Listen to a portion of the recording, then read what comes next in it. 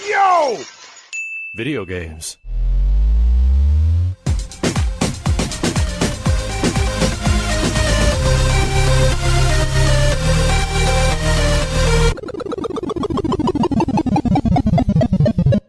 What up, dudes, and welcome back to the YoVideogames podcast. I'm Matt. And I'm Andrew. And once again, thank you to all our generous patrons who kept us going for over 500 episodes. Yeah, if you're interested in becoming a patron at any level, please check out patreon.com/YoVideogames podcast. Dude of the week is Aquilifer. Thank you, Aquilifer. Thank you, Aquilifer. I think this is your second time being a dude in maybe 3 or 4 years. 4 years? That's almost awesome. 4 years? You might say he's the gold standard. I don't love it, but for anybody who's wondering, the Aquilifer is the person who carries the Roman legion's eagle standard, and it is a golden eagle. And that is What? no, you know what? No, I'll let you have it. It's a good one. It's a good poke. It writes itself. Speaking of letting them have it, you did the betas this weekend. We talked about it last podcast, last episode. Did we talk about the betas coming up? Well, a couple episodes ago, we talked about how there's like the future of fighting games is kind of like in this sort of IP now, and well, okay, we got some hate for. I would say that Avatar got some hate when we talked about it. There was people calling it like a Flash game and stuff. So I'm interested to hear your takes. Yeah, so I was always kind of a believer. I always felt like Will Ferrell and Zoolander. I'm like, I feel like I'm taking crazy pills here. Like, this looks great. Like, what? But there's such a world of difference between seeing a TikTok, seeing a YouTube short, seeing a Twitter video of something, having especially on your phone. Get real, man. Someone will know that reference, but R.I.P. David Lynch. It's two obscure references in the first 3 minutes. But anyways, like when the game is running at home and you're seeing it on your monitor, I feel like that did a world of difference for a lot of people. And I feel like some people are going to say like it's got way more animation than it did. I'm like, I think the thing that I am most shocked about is how close it looks to the show. Right. Like kind of coming away from it was like, okay, wow. Because like Invincible Versus is doing a 3D thing. It's a 2D animated show, and they're doing this sort of soft shaded. It looks good. I think it looks good. But it looks like a video game. It's a 3D video game. And it's got some really cool background effects going on and stuff, interactions with the city. And then you have Tokon. And Tokon's its own thing. It has that arc system style, which is beautiful, just gorgeous. It is a very pretty game, just gorgeous game. But it's also like unique because it's arc system being told go nuts with the designs. Go do your thing. It's your unique new take on all these characters. So everyone is redesigned in Tokon and done in this sort of 3D cell shaded arc system style that they're famous for. And in Avatar, it's hand-drawn, not sprites, but hand-drawn animation frames for everything, backgrounds and characters. Fully hand-drawn? So it's a fully hand-drawn video game, no 3D whatsoever, and it just looks like the show. Like, it just looks like the source material. I mean, that melts my brain. That's cool as hell.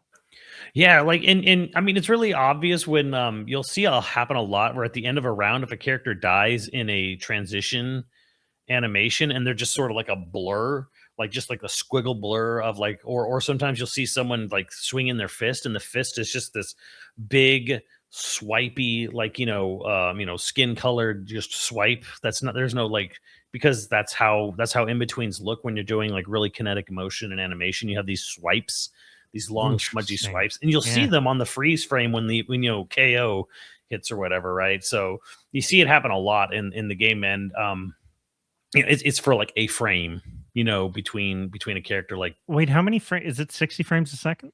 Oh yeah, of course. The game is running at 60 frames. Yeah, but like, what did they animate at to make it work? It looks like 2s to me. So they were still drawing 30 frames for. Oh yeah, like it still could be could be more, could be less, but it looks like, to me it looked like they're animating on twos, maybe a little higher, maybe a little more sometimes. So but yeah, like yeah, Avatar just looks like the show. Like it just looks like Yeah. Airbender, looks like Korra. It just looks like the show. And that's a big advantage that happens when the game is hand drawn, just like the show. And they're just okay. What if every single fight was done at a side scrolling perspective? Here you go. So And it looks good. I also think it means that it's going to age the best. probably, I mean, Tokon is it's going to be hard to imagine a Well, world where Tokon doesn't look good. yeah, Um, but Tokon's also it's got that effect of I mean it's not hand drawn, but it looks much closer to that art Yeah, it's style of trying to look that way. I mean, I think Invisible looks fine. I mean, obviously, I think Invincible Versus is I think it's a good looking game, but like obviously, you can tell like nobody's throwing $100 million at Invincible Versus. No one's throwing $100 million at any of these games, um, frankly. But Avatar looks really good, and it came out. It turned all the heads. It didn't. It was a closed alpha. There wasn't a ton of people who got in. But there was enough. It was enough that I never had to wait around to get a match. Like I always was getting matches. except Um, everybody only played as Zuko and Korra. yeah, like it was very lopsided with Korra and Zuko because they had some crazy sauce. Like Korra had some weird combo routes, and I hope they kind of actually make some more simpler stuff easier to do on her because she has insane air and corner carry combos, and Zuko's just overtuned. Like Zuko can do everything. He's Magic Man. Um, but Well, I mean, of the two of them, you'd think Korra would be magic, but she is like there's some just disgusting combos you can do with her. But yeah, it feels like you have to like catch someone in the air. You have to like have a lot more meter. You got to burn more resources, and it almost felt like Zuko. I don't need resources. I could just sit here and shit fireballs for the whole match. But no, that but was like him on that's the not. show, really. I mean, but the thing is Katara and Aang also had like crazy sauce, crazy for those who decided to learn Aang and Katara. God bless you guys because they had crazy sauce they could do. It's just that everyone just kind of ran to the other two characters, and myself included. If given the option between Aang, Zuko, Katara, and Korra, I'm going Korra 10 out of 10 times, and Well, I I did. mean, who would you choose other than Korra if they were available? Because Korra's like Zahir. your favorite character, isn't? Yeah, Oh, kind yes, of. Zahir, I yeah. like Zahir. I mean, Korra is an interesting character for me because I mean, the elephant in the room is that like, yeah, a lot of people hate Korra. And for those who are not, if you're not just a chud for hating a character because she's female or whatever, if you hate her because of her personality, I'd be like, what rational 17-year-old did you know who was a star athlete and was kind of like raised to be a prodigy, was a prodigy and raised to be a prodigy, and they're 17? And how together do you think their head was? Like no one's. So I knew so some pretty rational, like I did. They but I didn't mean, she's not explode until well, I mean, much she's not later. like completely irrational. She just does. She makes dumb decisions as a Yeah, like a 17-year-old teenager. Yeah. does. Like to me, it's kind of like I think people forget, the age of these characters a lot in the show. Where it's like, yeah, Aang's 12. Like, you Aang's a know, child. yeah, and actually that's one of the things I liked about Korra where So they were like, stop shipping him. right, for real. He's 12. Where they're like, oh, I didn't like how Korra made Aang and Toph bad parents. I'm like, they would be. like like their teenage years are such a tumultuous period, and they had to go through so much stuff. I don't think people were just going to come out Mr. Rogers out of that. You just can't. I'm like, of course Aang was going to have like preferential treatment to the Airbender son, and Toph is Toph. Like, did you think Toph was somehow going to be Mother of the Year? Like, come on, you don't know this character. Like, Yeah, well, I mean, I think a lot of it is like people get emotional attachments to a specific character. yeah, and they don't want to A see lot them of them, fucking. They don't want to see them fucking up. But it's kind of like, okay, but well, people don't, it's not even necessarily humans. that they're messing up, it's that they're changed at all or Mm, that they've grown at all. Like characters that change, that's what you should do in a story, but a lot of people, especially I've found if they came into it younger, Like Mm, if they were like 10 when they were watching Avatar and they grew up with Avatar, yeah. and then Korra changes something later and they really feel strongly about it, because like emotions don't have to make sense. Like I don't, I'm not I mean, one, it's just a fictional show. I'm not gonna get mad at anybody for having nonsensical takes on a show, really. But you know, if you were 13 when Last Airbender ended, and then what, Korra was a couple years later, wasn't it?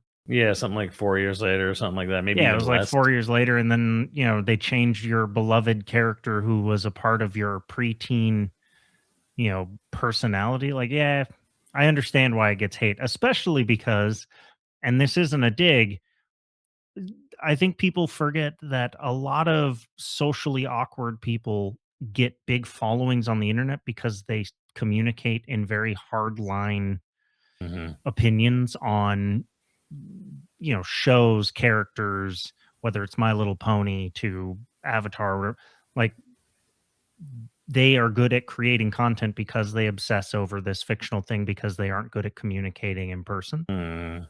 And this is just an observation about content creation in general, is like a lot of content creators that we have met in person, you know, are socially awkward purely because, or they make content purely because they are socially awkward and they can obsess over this little thing, which is why their content is interesting, right? Like they have an obsessive eye for Yeah, and specific things. sometimes it's their way, their best way of communicating is through a video rather than, Right. And going so out it's like, "Oh, I'm gonna have, like, we'll just have a meetup at a party," kinda thing. right. And it's easy to forget that the internet has, one of the best things about the internet is that it's opened the door for people to communicate broadly across countries and the world stuff. And one of the Yeah. worst things is that it has opened the door It was the worst. for assholes to communicate. Best time, the worst times, but yeah. I mean, I'm getting into the lore of the characters or whatever, but I'm just like, Korra's a fun version. I mean, they're both avatars, but Aang almost exclusively uses airbending, except in like his big super, where he Right. he does all the stuff. But it's like Korra is just constantly like, she'll do, if you do like an EX like fireball with her with a heavy and you just keep tapping it, if she an EX, like she'll throw air and then she'll like throw dirt and then she'll throw fire and she's like, she just kind of like throws everything at you because that's just kind of how she is. She's just constantly just like using everything at her disposal. She uses very, very, very little air moves. Korra is almost exclusively like fire, water, earth. Kind of how she was in the Interesting. show. Very much how she was in the show. Actually, there's a lot of, that's the other thing too that I think the game kind of probably turned a lot of heads, is that everything is kind of really thought out. Like Aang is a very squirrely character. He's got weird dashes where he can zip forward and back on a little air ball, his little air scooter. He'll do weird long leaps with the gliders, kind of stuff like that. Like he does weird things. He'll even do like wind pushes where like he'll cause like character like wind to like push people like around left and right, kind of thing. Like, So I know in like in FGC parlance, like characters are zoners or they're yeah, and Katara probably. was the closest thing to like a zoner, not even a zoner, but like a setup character, because Katara could put like little like mist up in the air and then turn the mist into ice daggers, and then like they'll shoot out like later like a delayed, So that's my question. hangings. Wouldn't all benders be zone characters? You can. That's the thing. It's kind of like, you can kind of zone with Korra, but Zuko's just a fat. Zuko just, Huh. he did he'll just aura fireballs really fast, faster than Korra, because Korra does like these big, long, heavy ones. And yeah, Aang can do stuff too, but Aang fights with his staff, so he's just kind of different in a sense. So So yeah, I guess I'm trying to categorize what each of them. So Zuko sounds like he'd be a Rush character. he is, Zuko's a little overtuned. He's a little everything. He's kind of Zuko's whatever the hell he wants to be right now. Fair. Korra's rushed down almost for sure. Zuko's kind of rushed down. Zuko's almost more Rekka than rushed down. Where like, Wait, what's um, Rekka? so like Fei Long or certain characters where it's kind of like you do like a move and they kind of like they lariat, like they just spin and you connect this like hitting over and over, like Oh, okay. Yeah, yeah, yeah. like you get into these sort of like strings. Because like Zuko can do this thing where he'll just like be like spinning his arms with like fire knives, and he's just kind of like just rolling, hitting you over and over, kind of thing like that. He'll do a thing where like he'll put like he could like ignite the ground on fire in front of him, and if you stand there, your life's just going to tick down, kind of thing like that. So he's got a lot of that. Like one of his supers is he puts on the blue mask and he takes out his two swords and he just sort of like whirly, chops like you're at, like you're at a Yamato or something. He chops you up. Oh yeah.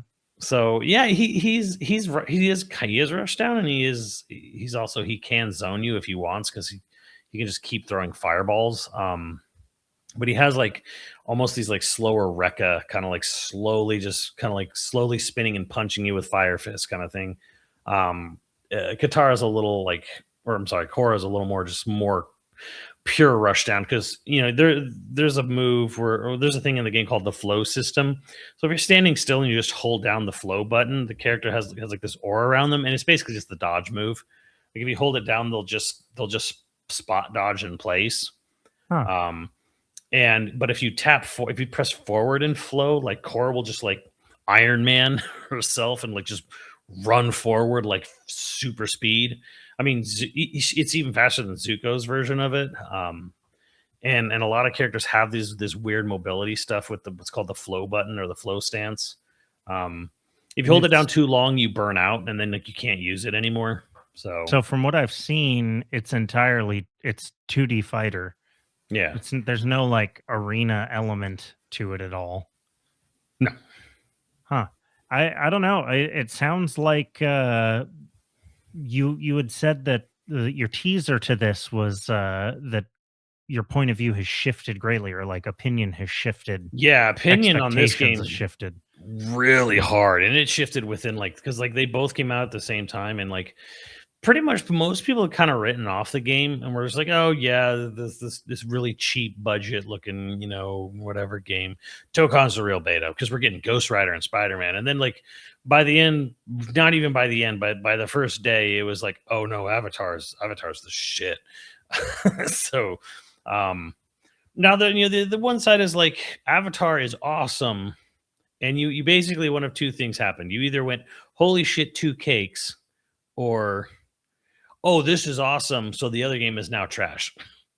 Well, yeah, I mean, it's the FGC. There's only hard opinions to have. Right. Even though the fact is they're really going for very different things, like, because Tokon's an assist fighter, a 4v4.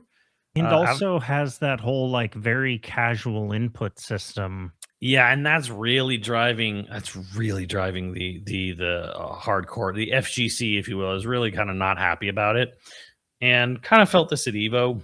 And I didn't even get in the first beta for Tokon, but like now, a lot more people got into the second one, and a lot more people are kind of walking away with the same thing, which is, oh, okay. The big thing is Tokon is not Marvel versus Capcom. Yes, it's a versus fighting game, and it has Marvel characters in it, but it's an entirely different developer. But it does seem like maybe it has some like mobile game vibes to it. Kind like it of was started or born as a mobile game. I don't know. It's hard to say, because it's a Sony-backed project, so I can't sit there and think, "Oh, this must have been a mobile game." I don't think that's happened. At least that's not the way they presented it. But it does. Well, yeah, that's. I don't know. This is my tinfoil hat thing. I'm not saying this is. There's no evidence to this. It's just it feels like they were starting, or like the project was born, or the conceptualization was born mobile. Like I can't figure out why they would build a fighting game that alienates the reasons that the long-term players play fighting games. I don't know. I think maybe in their head they were just kind of like, look, the big heads, the competitive scene will be there no matter what, because it's a Marvel fighting game. They'll be there no matter what. So let's not worry about them. Let's just really worry about bringing the sort of like super casual audience in. And I don't think it's a bad thing to want to. It's not a bad thing to want to try to get new people into a game. I think that's fine. I think there's nothing wrong with that. I don't think it's a bad thing to go after casuals or new Yeah. players. I do think it's always a mistake to assume the fan, like, oh yeah, the real fans are going to be there, or the hardcore guys, they're going to be there. We don't have to worry; they're going to show up. Like I feel like that always leads to worse missteps. Yeah. Yeah. And the other thing too is that because the game is what it is with the auto combos in Tokon, um, it just means that the really good players are going to figure out how to dominate the game quicker. Like, Right. like because people who become so overly reliant on sort of the just like the auto combo nature or the whatever of the game, they're gonna get blown up faster because it's gonna take less time for the pros to basically figure out the whole game. So so how Tokon kind of works is like, you know how there's modern controls for Street Fighter 6? Right. Now apparently this actually went over really well in Japan. A lot of VTubers started playing Street Fighter with Street Fighter 6 and were playing it on controller with modern controls. You know, and this kind of became a big thing for a lot of people in the streaming community from the Japanese side. And Tokon, strangely, it's not a Capcom game. Feels like someone took modern controls and were like, let's put that in a versus tag or a tag team fighter. What if we put modern controls in a tag team fighter? Because in Street Fighter 6, it basically works like this. If you hold down R2, controller with it, but it's like you hold down R2 and then you press and you tap square, which is the light attack. You will do a light combo, a combo of light hits. As long as you're holding down R2 and tapping square, you do a light combo, right? Okay. In modern controls, there's no punches and kicks. It's light, medium, heavy, and then there's a button, one touch button for like Hadoukens, like do the special moves. And you just press it. You just press X on a PlayStation. You press X, do a Hadouken, press forward and X for a Shoryuken, press back and X for a Hurricane kick. And right? can you So it's use modern controls in a tournament? You can. You can. However, Huh. in Street Fighter 6, and this is going to be very important. In Street Fighter 6, if you use modern controls, you take a 20% damage output reduction. So you will do 20% less damage, period, with modern controls if they're on. So because of that nature. So yeah, again, if you hold, and if you don't hold R2 and you just tap a light, they're just going to do like the one, just the punch over and over. You have to hold R2 to do that, right? So if you hold R2 and you press triangle, you do a medium combo with a bunch of medium hits, and it usually ends in like a level 1 super. And if you hold R2 and press circle, it's a heavy combo. And if you have, 3 bars of super in Street Fighter 6 or whatever it is, and you're holding R2 and you're pressing circle, they will do a level 3 at the end of the combo. Tokon removes the R2 factor. Period. You're playing Tokon. If you tap square, you will always do a light combo. And if you tap square in Tokon, you'll do a light combo, and then at the end of that combo, immediately you're going to get tag combos where like all of your teammates are going to come in and do the hit as if you were pressing a bunch of buttons. All you do is press square. I'm not okay. I understand that I am not by any stretch of the imagination. Like, I'm not in the FJC. I don't play fighting games. I'm more casual than any casual I can think of. Like, I play it only when I want one of you guys to beat me up because we're playing at a party or something. Like I just do not play them. Doesn't that, what you've just described, modern controls or Tokon's version of modern, doesn't that just remove all of the skill element? Absolutely. Okay.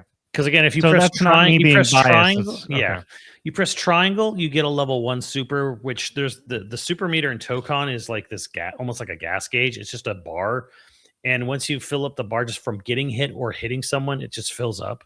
When you get to 50, you can do a level 1. If you get to 100, you can do a level 2. So again, you tap triangle, and if your meter is gone up to 50, you'll end with a level 1 super automatically. All you did was press triangle. And if it's at 100, you could just press circle all the way and it'll end with a level 2 super. And this is every time. good. This drives. Okay, so the reason this drives the FGC, the hardcore crazy. Here's the reason this is bad. Really, actually bad, is that you can do manual combo inputs. Like you can not just mash one button over and over. You can mash square, triangle, circle, and manually do all these inputs. Like do it right. I want to get the combo. And you can do longer combos if you're manually inputting and you know what the combo string is or whatever, right? Here's the problem.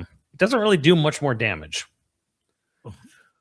Because I would do it where like people who are much better than me would beat my ass for a round in Tokon, and then it's like, okay, let me just do a little bit of blocking, get a little bit of spacing. They'll spend most of the round, and they've worked their ass off to do these really complex manual combos. And I'm like, all right, I just waited for him to whiff, or waited for him to I'm just blocking and waiting my turn as it is. And then, okay, it's my turn. I got an opening. Let me just tap circle, bam. And then I did the exact same amount of damage this guy spent 2/3 of the round trying to do on this insane manually inputted combo. And all I had to do was wait my turn, press circle like 4 times, and I did the exact same damage to him. Like I didn't really have to try. All I really had to do was learn to block, learn to wait my turn. Learn to wait for an opening. Tokon's dead in the water, as like there's going to be no staying power to this game. That's the fear. That is kind of the fear right now. I wonder if it's much smaller than even we're expecting. Well, the thing is, people are like, you get more damage if you do the combo manually. Now I went, okay, let me look at it. And I watched someone do it, or I did a manual, and I was like, yeah, you do get a little more damage, but I'm like, but not that much. Like it's like, no, I can still end a dude in 2 combos as long as I have enough meter, or I build enough meter. Like, so yeah, that's just the thing is like I understand from a casual perspective, like this sounds like it'd be right up my alley. Yeah, because it kind of boils everything down to fundamentals about like just when to block, when to throw out your attack, when not to throw out your attack. The thing that's gonna blow a casual player up is the mix-up, where people are gonna like rush in, do like overheads. They're gonna do like stuff where they try to get behind people, or just try to like outwit them or just outspeed them. Like go throw so much crap at screen that they get confused and they don't know how to block. Just break that person's brain to block. That's kind of what it rushes down to. But then all you really have to learn is blocking and spacing from a casual perspective, because then you can still do decently well at that game once you know spacing and blocking a little bit. Well, okay, so the thing about that isn't that also what it turns into at a high level? Like at the highest levels, in a way, but and blocking ends up being one of the most important. But there's also execution there. There's no execution in Tokon, and that's why they hate it. And I'm kind of a little bit back and forth on it. I'll tell you the thing that I personally hate about Tokon is that I don't know if it's an Unreal 5 engine thing or whatever, but the game dropped inputs. It lost inputs like fucking crazy. So at the end of a super, if you hold the tag button on the hit of the last hit of the super, you can do a tag. You can hold the tag button and someone will come in. And if you have the meter, you'll go from super to super. And if you don't have enough meter, the other tag guy will come in and he'll just hit the guy and extend the combo at the end. Motherfucker, that thing was like 50% accurate at best. And I tried all kinds of different approaches, but it's like, dude, I don't get it. Like, it's just, and other people confirm me they're having the same problem. Like, yeah, trying to get your assist, your tag assist to come in at the end of a super is like very weird. Like the game tells you, this is how you do it. And then you'll do it like 1 out of 2 times or 5 out of 10 times. It'll actually connect and work. And the other that seems pretty bad for a fighting game generally, to be losing inputs. Yeah, like but they'll fix that. That is probably something that will get fixed. I have to imagine. They're gonna fix that. And frankly, that's not something that's really uncommon with Unreal 5 fighters. Tekken's gone through this with 7 and 8, where they've had huge patches just to reduce input latency, like the timing of input like button press timing. Like there's like, yeah, it's Unreal is definitely like a weird thing. And they'll spend time just trying to reduce that, so you don't have lost inputs in Tekken. So because like the input latency, okay, on a really bad game, input latency on Unreal 5 would be like 15 frames, right? So in other words, a fourth of a second, you could press a button, like it won't register. Like within that full second, if you pressed it too early, within 1/4 of that frame, it might be like, oh, I didn't get that input, like because I have that much input delay.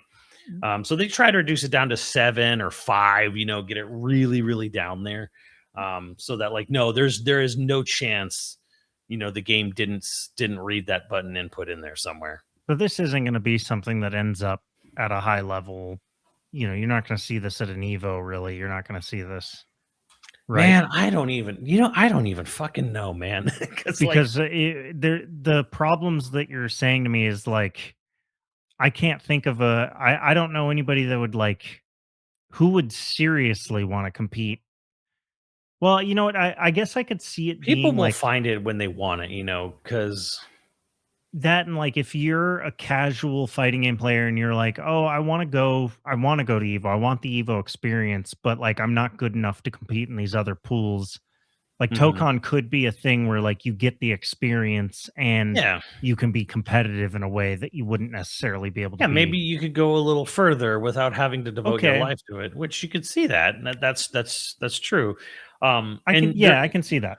Actually it'd be good and fun and would grow the community, and so it is good. But part of me is like, I am now nervous in a way that I thought Tokon was going to be a slam dunk. Now I'm kind of like, is it a slam dunk? Welcome to everyone's weekend. Everyone was kind of like, yeah, that's a weird feeling. So a couple of reasons why this kind of happened. And I'll get to the one was it's like seeing an interview with JLo for the first time.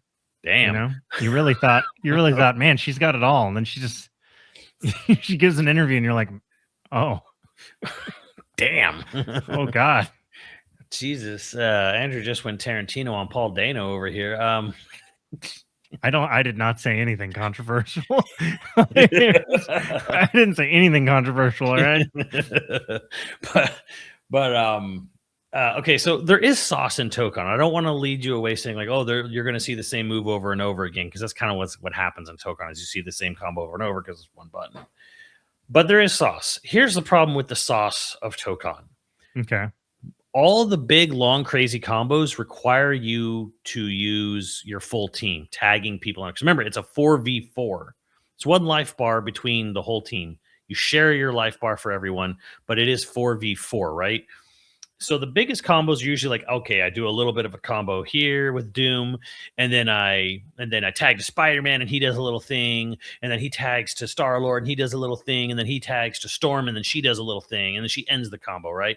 So you get these saucy like you can find this sauce with either tagging in or just tapping them where they come in, do an assist hit, and then they jump back out, right? They're not tagged in. They're just like, let me jump in, do the Marvel 2 thing, jump back out, right? So there is sauce. Here's the crazy thing. Every match in Tokon, you only start with one assist. What? Well, so you choose 4 people, and then you have your starting guy or girl, and then you have the 3 different assists. One is for like forward momentum, one is for like anti-air, and then like one is like a defensive, whatever. I forget how the breakdown is. Doesn't matter. You only start with one. You get one. Do you get to choose it though? You do. You get to choose who your one assist is at the start. The other 2 people on your team are not there for either side at the start of every match. Every match starts 2v2. So in the game, interesting. Yeah, and so in the game, to get your other characters, you have to have shit happen to you, or you have to do a series of like, I gotta like do. The big one is either you lose a round or you stage transition. Now, every stage except the X-Men stage, there's a shit ton of stage transitions. Someone gets hit too close to the side of a screen, they do this little cinematic of them flying to the next stage, right? It goes from scene to scene. That's how you get other people on your team. But here's the fucked up part. If I'm doing well, and there were rounds where I would play people and I would be doing really well with Dr. Doom, and I knock someone to the next stage. And I just keep doing it, whatever. I will be in the middle of round 2 and I still only have 1 assist. My ass needs to get knocked through a stage transition or lose a round to start getting the rest of my team in there. But if I stage transition the other player multiple times, they've got everybody in there. Then I can start getting more people in. But I have to stage transition that person like 2 or 3 times, to start getting the rest of my team to show up in there and assemble as your team assembles or whatever. Interesting. So there's sauce, but it's like you have to do a bunch of chores before you have the ability to do like this really long, cool string combo with all these different people on your team, because they literally don't let you have your full team at the start of any match. So I got to say, I was biased at first. I was going to say, like, it sounds like maybe they made combat lazy, but that actually, it seems like there's a lot of strategy here. Like if you're doing really well, there's definitely going to be a meta to like synergy of like this character works really well with that character, right? Because Doom is really slow in this game. He's like this big slow. I put up just like magic shields and shit, or like I just slowly pull on, just holds out his hand and just beams you or whatever. He's a much slower character. You do a flood of yo play, something just. Yogurt all over, just. But it's sheep's yogurt. Someone's got to mod that in. It's not dairy yogurt; it's sheep's yogurt. Sheep's yogurt. Oh. Have you ever had sheep's yogurt? I've had Greek yogurt, and I've had Greek yogurt's still dairy. I'm pretty certain, isn't it? Yeah, and I had I had a yogurt drink or something. It was awful. Sheep's yogurt is delicious. It's just very, very light. It's not still got that like plain yogurt taste. It tastes almost, it's just it's light. It's not very like thick. Someone's comes from the teats of a sheep. I'd imagine so. Sheep teats. So found that out. Everyone learns them today. There's this weird thing, this just chore to like getting your full team assembled, right? Here's where Tokon really fucked up. There was no training mode in this beta. After halfway through the beta, they emergency patched it to add a versus CPU where you could fight against a computer controlled team. They added that in. So there's going to be a training mode in the absolutely full game. Okay. The thing is that Avatar had local versus, online versus, and a training mode. They just unlocked the training mode. So they just let the FGC just go in there and just fucking lab. Figure it out. Yeah. Yep. They just let them go in there and lab. And Tokon didn't have that.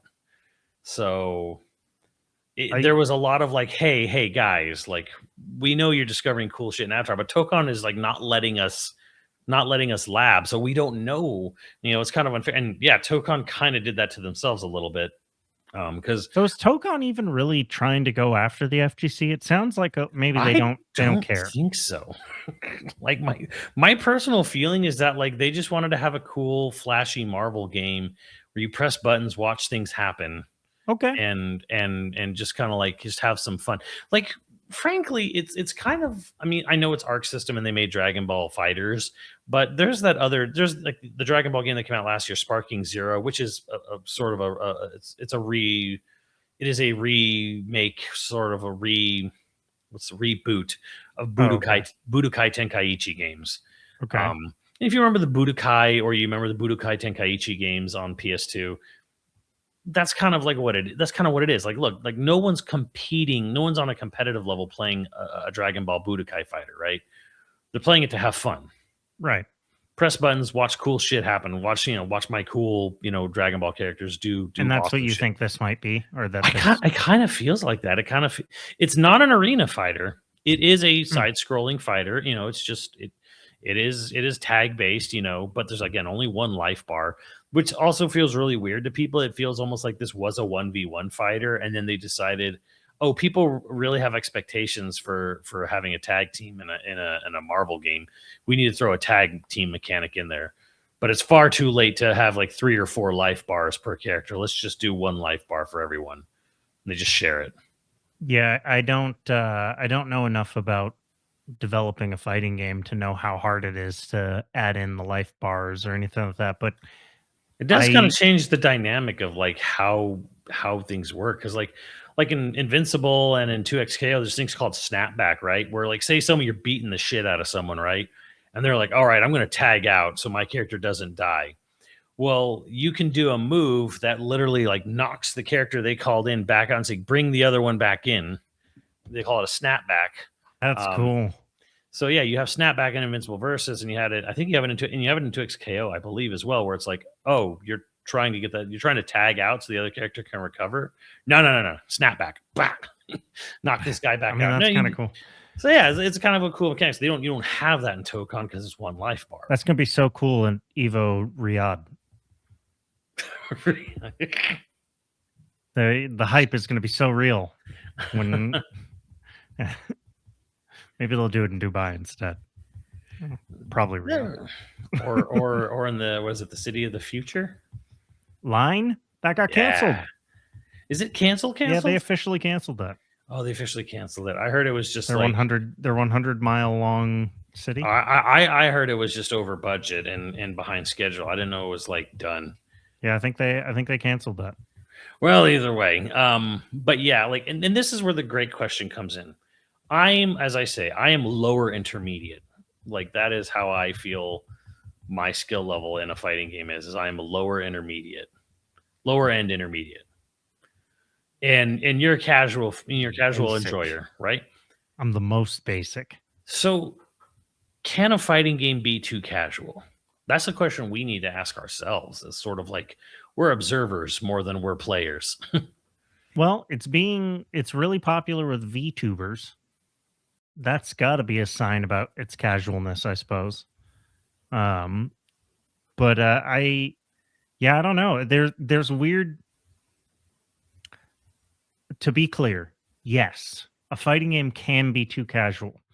It's the same problem I was saying is like, oh, if you don't go after the hardcore people, I'm not saying you have to make it entirely for the hardcore people, but if you don't care about them, you just assume they're going to show up, that's when you make something that even the casuals don't want to play, because that core audience is still sort of what brings in the rest of the audience. You still need those early adopters, those people who are going to obsess over it. And honestly, I think enthusiasm is infectious. Yeah. And I also think fighting games are expected to have a learning curve. Yeah. They're expected to have a learning curve. I don't think anybody gets into a fighting game, even as a casual, expecting to just, like, everybody has button mashed in their life.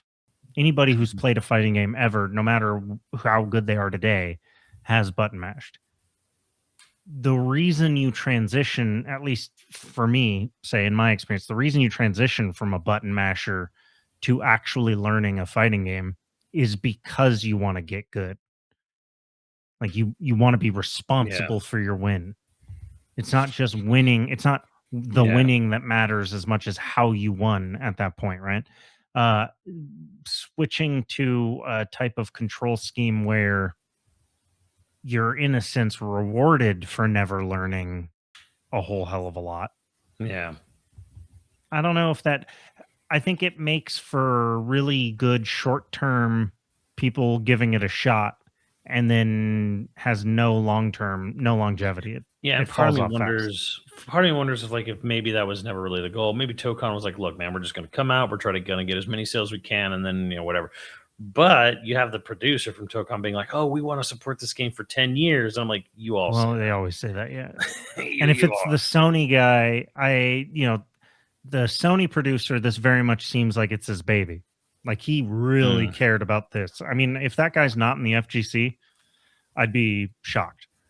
Like that guy cares. But I also, that doesn't necessarily mean he's going to get his way.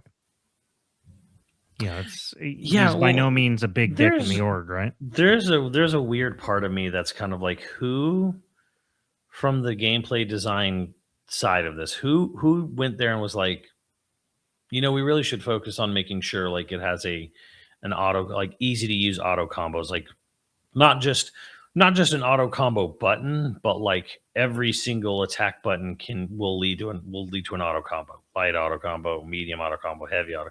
Like it's not even like, because like Invincible, if you mash light, you will get a very basic 5-hit auto combo of light combo, and it's like it's the lowest tier grade auto combo you can get in the game. Like it'll give you a little bit of damage if you connect it, but you're getting, as far as combos go, it's like you're getting the least amount of potential out of it. So it very much just learn to press light, medium, heavy in that order. From an accessibility standpoint, this is probably all very good.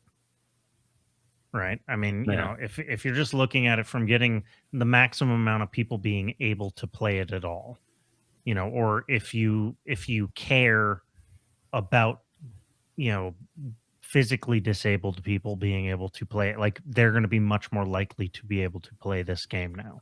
Yeah. I mean, I don't doubt get me that wrong, that's the thought process, but you've had people in the FGC who are at competitor level who were handicapped, and they would get to the end of toll tournaments. Yeah. Well, I'm not. It does happen, but like, yeah, I get what you're saying too, where it's like there's more of okay, people are more willing to try this now because there is like, okay, I don't have to rely on maybe a what's the reaction time or whatever, where it's the hand-eye coordination. Like, look, I can't. I love video. I know people like this in my own life where it's like, look, I love video games, but like my hand-eye coordination isn't good enough for this game, so I can't play this game. Well, oddly enough, arcade sticks and like arcade fighting games were apparently like people with physical disabilities did better on that because it was larger motions. True. Bigger buttons that you were hitting, yeah, versus controllers becoming dominant. Yeah, I grew up. I had a neighbor across the street, and he was handicapped. With his right hand didn't form. Right, yeah. So when he would play video games with his sons, or my friends growing up, he would play on. He would always buy an arcade stick. 'Cause he had his left hand, and then he would have the large buttons, for the right side, or so, because he doesn't have two hands. He could only, he couldn't hold a controller. He only had one, only one hand. So he would have arcade stick, press button, press big buttons, boom, boom, boom. I can play games just fine as long as I have this. There was that guy at Mount Asia that had only he had three, like they took one of his fingers to make a thumb. And then he had like three fingers on his right hand, and he would play fight, or did he have, I forget, but he had three fingers on one, and he would play fighting games and then do Dance Dance Revolution. Oh yeah, played the shit out of it. Use your feet. That's how he stayed in shape, apparently. So I mean, from that perspective, it's interesting that like maybe this is a way to open the door to more people. I don't know if that's necessarily the thought process from the ground up. Probably just a side benefit, but I do sort of, now I am kind of worried that it is too casual, that it's going to fall off. Maybe it's going to have 6 months, 6 months of where it's really like it's in the scene, and then it just sort of falls off. Like, is it even going to make it to an Evo? I think it's really going to depend on kind of the first 6 months. I think the initial out the gate sales, like, are they going to make enough sales out the gate to the point where it's like, all right, we're going to do some DLC for sure.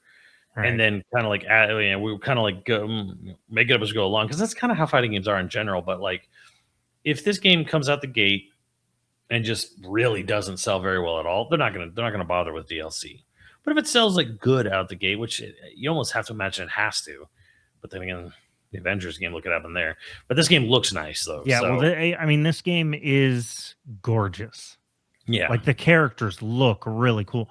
I mean, Japanese Captain America and Spider-Man are both just so cool. Like they look so good. Yeah, Iron Man is insane. Iron Man, is also Gundam insane. Tony Stark, and they went with Robbie Reyes for Ghost Rider, so he drives a car instead of the motorcycle.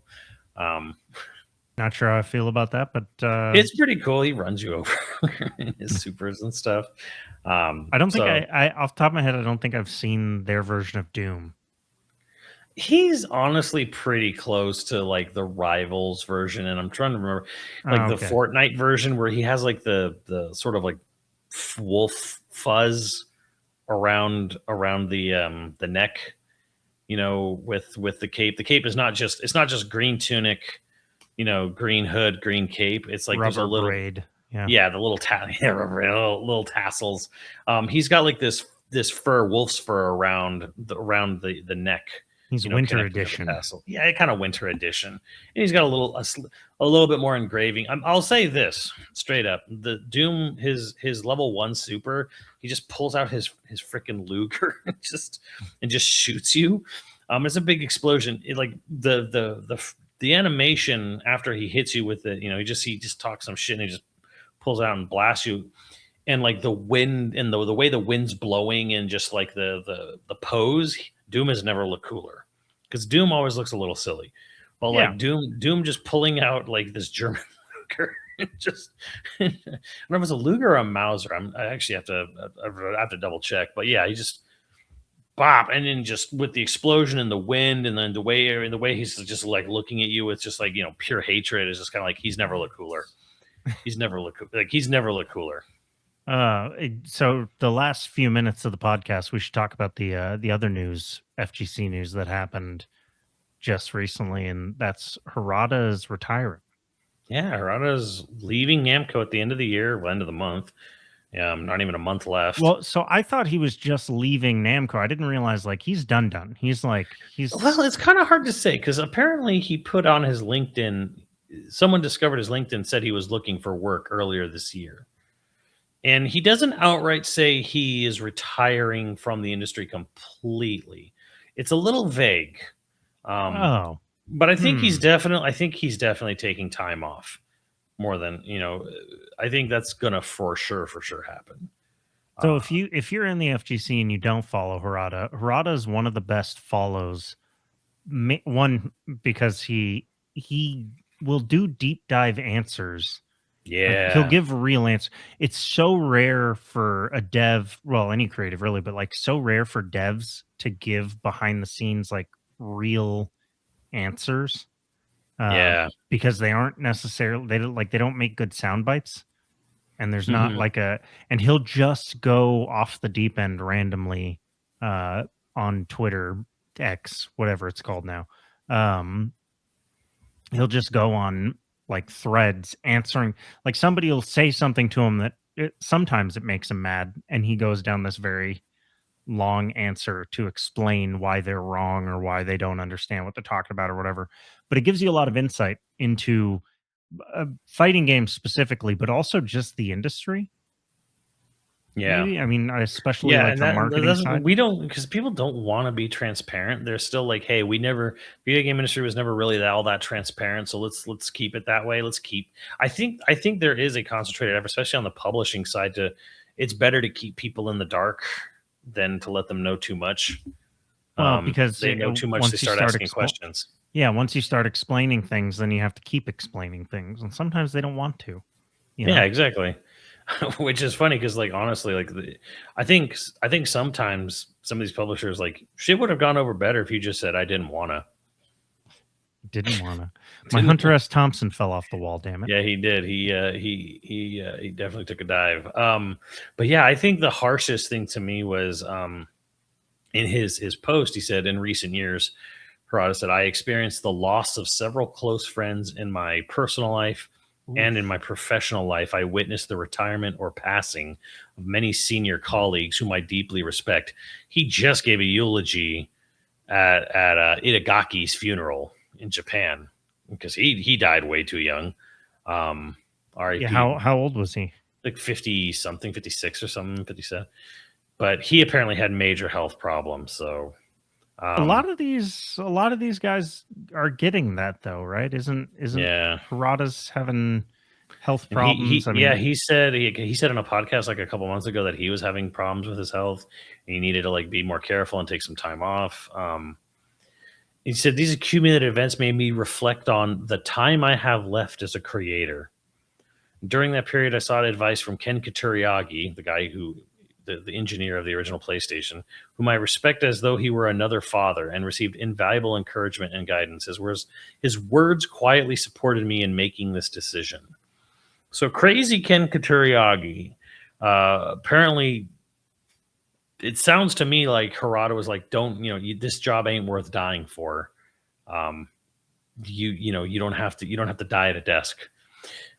And this is my personal antidote. Antidote is that Harada was a general manager for Bandai Namco Games, which means that dude has incredible pressure put on him for Namco Games to not just Tekken, Namco Games to hit. right. Like it's not like the company's going to go out of business, but it's like we're like they're one of the biggest publishers in Japan because of the Bandai side of it. But it's like you need to make money, and you are under pressure a lot to make these projects hit, have good return on investment. And that's more, and again, more than just Tekken. We mean like most of Bandai Namco's game output. Yeah. So he's not the person, he's not the guy who writes the check, but he's the guy he is the man in the ear who tells the guy who's writing the check whether it's a good idea or not. So I'm not saying he's necessarily a middleman, but like He is sort of responsible for all of this. the stuff. guy writing the check is not going to sit here and listen to every single like person within the development side being like, I want to do this, I want to do this, I want to do this. And Harada's the one who has to sit there and then run a market analysis and then make it and then bring that informed decision to the person who is writing the check. And because it's a big company, a big corpo, and he has to be like, all right, so and so has proposed this. I have run the data analysis, the market research. This seems like a good idea. We should do that. We should, I'm proposing we do this. So then it kind of falls on Harada. I'm like, all right, you're saying this is a good idea. You're saying we should do this remaster. We should do this project. So make sure that the devs who are making the game, make sure it gets done. And then make sure it gets out, because, I'm writing this, I'm the one writing this check kind of thing. You work for the company kind of thing. So big reason why Xenosaga's dead now, because it already failed a market analysis. And he's like, yeah, this is going to be, he said this in 2019. Like I keep bringing this up to people where they're like, why isn't this come back? When are we going to get this? I'm like, dude, like he ran a market analysis for profitability and it failed. And he told you this would be very difficult to ever bring back up. Like, well, maybe he'll retire and start surfing in Hawaii. Yeah, like Sakaguchi, join him.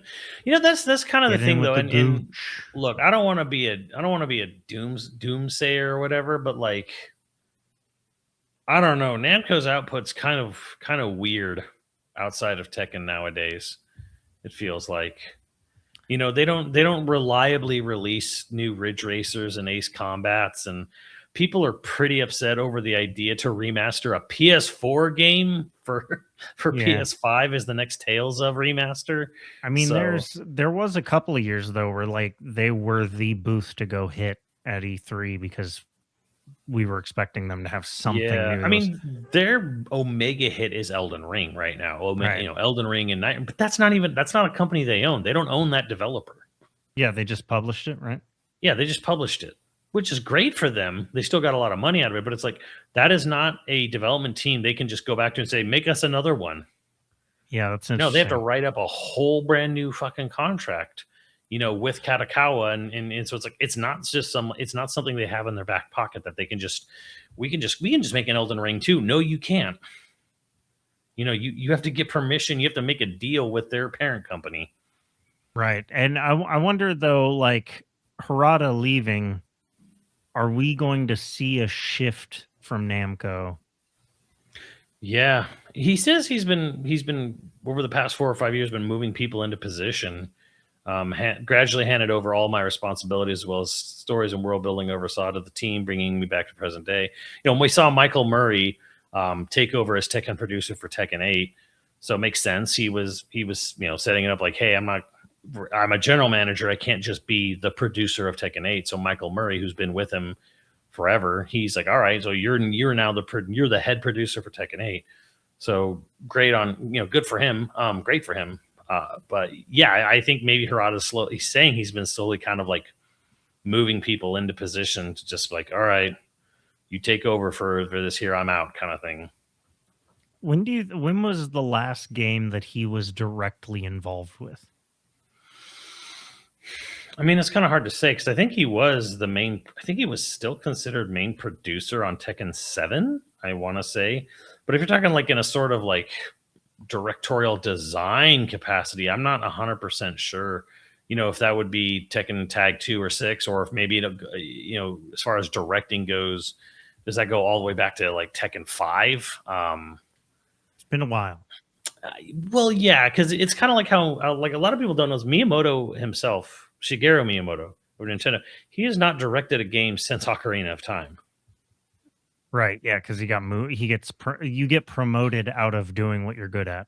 Yeah, exactly. And part of me wonders if this is Harada being like, I don't know if his statement is saying, I want to get back into creation. I want to get back into, game creation, game directing, or if it's I need to take a break away from this for a while, maybe even permanently kind of retire. Before it eats my. Because here's the thing, Itsuno of Devil May Cry fame and Nagoshi from Sega of Yakuza fame, they got poached by Tencent and NetEase, respectively. Actually, I don't know. I forget who went to who. Point is that they got poached. It's like Itsuno was like, I'm leaving Capcom. I'm starting up this company that is owned by this mega corp from China funding. We're going to do our own thing. Nagoshi did the same thing. I'm leaving Sega. We're forming Nagoshi Studios. I'm working for whichever company it was, and so Harada's not saying like, I'm leaving Namco, I'm immediately going to go set up my own company elsewhere. Yeah, it sounds like maybe he's just retiring. Yeah, he might just be out of the game. I think if anything, he's probably taking a long vacation. He said he'll be at the Tekken World Tournament Finals in January, but that's kind of it. Interesting. So yeah, and here's kind of like the weird thing is, I don't even think this is a uniquely Japanese problem, but we're getting to that point now where people who ran these game companies and made these big games, they're getting old and they're retiring. Sadly for Hidetaka, he passed away even. We're getting to that point now where like we're aging out. Like again, what the part I'm saying is like, this isn't even a Japanese problem. I don't think the game industry on a worldwide scale has done a particularly fantastic job of passing the torch or bringing up new talent and stuff. Yeah, exactly. Because like Harada started doing stuff in his 20s/30s, making Tekken 1 and 2. And it's like, there's not been a guy who's been like the Tekken director, who is like wearing all hats. Like, okay, Michael Murray is a great person to pass it on to for now, but it's also like, who's the face of Tekken going forward? Like, and this goes for a lot of other things. Like Itsuno left Capcom, right? Mm-hmm. Who's going to do Devil May Cry? Oh, I have no idea because Capcom wasn't building anybody up to do that. And this is happening at a lot of other companies too, where it's just kind of like, oh, like someone is leaving said company, or someone gets fired, probably more likely in Europe or America. And it's like, okay, so who's gonna carry the torch? Who's gonna pick up who's gonna carry the standard forward for this series? Oh, no one. Like nobody was set up to be like, to pass the torch on to.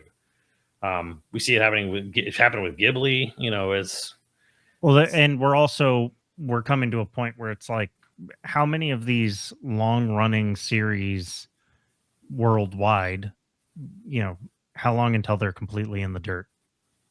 That's the other thing Now is, that these older hands that were at the beginning are all leaving, like, yeah, there was a guy, I think it's called like Secatori or something. Anyways, there's a twin stick shooter, Galaxy, Geometry War style game that came out. It was right, apparently okay. very good. And the guy was saying like, yeah, I guess I kind of overestimated. Like I basically said he did his metrics and analysis from the people who were buying his game or watching his game, and it was really like, oh, I guess I'm kind of like the uncle's garage, dad's the dad band of gaming, and he's like, I guess twin Dad stick. rock. He's like, yeah, I guess I'm the dad rock, of video gaming, making a twin stick shooter in this day and age. And it was kind of like this, it just made me feel so old to think, oh, twin stick shooter, that's some unk shit. On that note, we do have patrons to thank. Happy Game Awards, everybody. For those of you that may care about the rankings, I hope the rankings, I hope the things you want to win. Oh, and on a fun note, that Jeff Keighley's big giant flaming dragon dildo in the desert, we found out we found out what it was. Yeah. Through copyright. It's Divinity, which adding another D to it. So yeah, it's a new Divinity game. So this is what Larian is doing after Baldur's Gate 3. The big dragon, which I feel more vindicated calling it the big dragon dildo in the desert. It's Divinity. So, and good on Larian because that was just fun to me because like, do I care about Divinity? Hell no. But it's just interesting to me that like Larian like flat out said like a year or two ago or whatever, maybe it was a couple years ago. They're like, "Are you gonna do Baldur's Gate 4?" And they're like, "Nope." Like, why? We are not working with Hasbro again. Fair. It's like we are not working with that company. I wonder if this means though that Divinity will do better. Oh, Divinity! Like if they make a Divinity on the level of quality of Baldur's Gate 3, oh god, Divinity's going to blow up. And I mean, someone should get fired at Hasbro. Except the funny thing was, is by the time Baldur's Gate 3 came out, there was another interview where they were talking to them like, "Oh, so what was it like working with Hasbro? That was great, or whatever." Like, by the way, nobody we ever talked to or worked with at Hasbro works there anymore. By the time the game came out, they'd all got laid off. So it's like ending on a fun note. Layoffs. Who's gonna buy shit? But hey, Divinity, we're about to see Larian Studios' next big project, and what better way to announce it than a giant flaming dragon dildo in a desert? No one's ever been upset at that, especially not our first producer, Dragon Wolf Makoto, Austenite, Dongelmeister, Cyberknight, Tsunami, LCL Mayhem, and Ziggy Z. Those are our patrons, our producers for this episode. If you're wanting to become a patron at any level, please check out patreon.com/YoVideogames podcast. Dude of the week was Aquilifer. Thank you guys. We'll catch you next week. Later, dudes.